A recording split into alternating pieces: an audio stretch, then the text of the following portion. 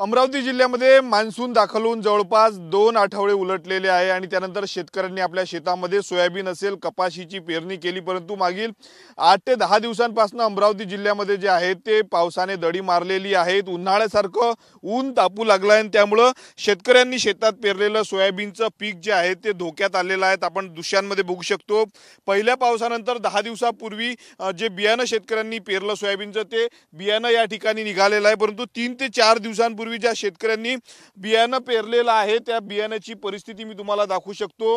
सोयाबीनचे छोटे छोटे कोंब आहेत वर निघालेले, परंतु ते पावसाने दडी मारल्याने जे आहे ते ओलावा जमिनीतला कमी झालेला आहे, त्यामुळे अनेक भागामधलं जे आहे ते सोयाबीन निघालेलं नाहीत। आपण बघू शकतो या ठिकाणी आणि काही ठिकाणी सोयाबीन निघालेलं आहे, तर या ठिकाणी सोयाबीन निघालं नाही, पुन्हा या ठिकाणी खाड्या पडलेल्या आणि या ठिकाणी सोयाबीन आहे। अशा पद्धतीनं जे आहे ते तुरळक ठिकाणी सोयाबीन जे आहे ते निघालेलं आहे, त्यामुळे पुढील 3 ते 4 दिवसात पाऊस आला नाही तर दुबार पेरणीचं संकट जे आहे ते सोयाबीन उत्पादक शेतकऱ्यांवर येणार आहे। जवळपास 17 लाख हेक्टरवर विदर्भात सोयाबीनचं उत्पादन घेतलं जातं, कपाशीचं देखील उत्पादन घेतलं जातं, त्यामुळे पावसाची प्रतीक्षा केली जाते। आपल्यासोबत कृषी विभागाचे शास्त्रज्ञ आहेत। सर, काय सांगणार, बिकट परिस्थिती झाली आहे सोयाबीनची? हां, पाऊस आल्यानंतर 100 mm पाऊस आल्यानंतरच पेरणी करावी आपण आपल्या शेतकऱ्यांना सांगितलेलं आहे। शेतकऱ्यांना आपण 100 mm पाऊस झाल्याशिवाय पेरणी करू नये अशा पद्धतीनं निर्देश दिलेले होते आणि त्यामुळे शेतकऱ्यांनी सुरुवातीला जो चांगला पाऊस झाला त्यानंतर 100 mm पाऊस झाल्यानंतर शेतकऱ्यांनी पेरणी केली, परंतु काही दिवसातच पावसाचा जो हे आहे पाऊस कमी झाला।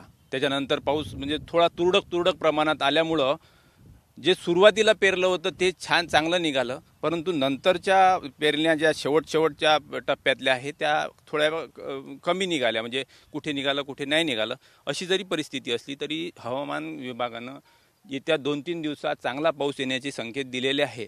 त्यामुळं पाऊस जर 2-3 दिवसात आला तर त्या जे निघाले नाही ते सोयाबीनसुद्धा चांगल्या पद्धतीने निघेल अशी अपेक्षा आहे।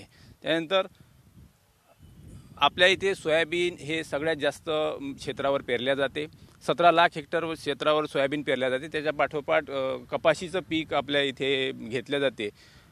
त्यामुळं शेतकऱ्यांनी सोयाबीनचं पेरणीचा वेळ हा 15 जुलैपर्यंत असल्यामुळं अजून ज्यांनी पेरलं नाही तोपर्यंत त्यांनी चांगला पाऊस होईपर्यंत धीर धरावा, वाट पाहावी आणि त्यानंतरच पेरणी करावी।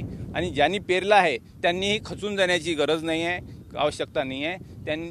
पाऊस 2-3 दिवसात हवामान खात्याच्या अंदाजानुसार 2-3 दिवसात चांगला पाऊस येण्याची शक्यता आहे, त्यामुळे फार काही अजून परिस्थिती बिघडलेली नाही आहे, त्यामुळे शेतकऱ्यांनी धीर धरावा अशी माझी विनंती आहे। नक्कीच 3 ते 4 दिवसात जर पाऊस आला तर सोयाबीनची परिस्थिती बदलू शकते असं शास्त्रज्ञ सांगतात। जर पण पाऊस जर आला नाही तर मात्र सोयाबीनचं पीक हातातून शेतकऱ्यांच्या जाणार आहे। आपण बघू शकतो छोटं हे सोयाबीनचं पीक आहे, कोंब बाहेर आलेले आहेत, परंतु पावसाने जे आहे ते दडी मारलेली आहे, त्यामुळं दुबार पेरणीचं संकट देखील शेतकऱ्यांवर येऊ शकतं अशी परिस्थिती झालेली आहे। तब्बल 17 लाख हेक्टरवर विदर्भात सोयाबीनचं पीक घेतलं जातं, परंतु पावसाने दडी मारल्याने जे सोयाबीन निघालेलं आहे ते धोक्यात आलं असल्याचं सध्या आपल्याला पाहायला मिळत आहेत। कॅमेरामन अनिकेत दातोंडेसह मी स्वप्नील उमप, TV9 मराठी, अमरावती।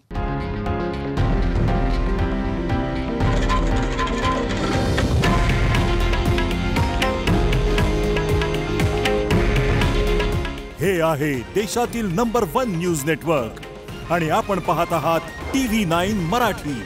काळजी तुमची, हित महाराष्ट्राचं।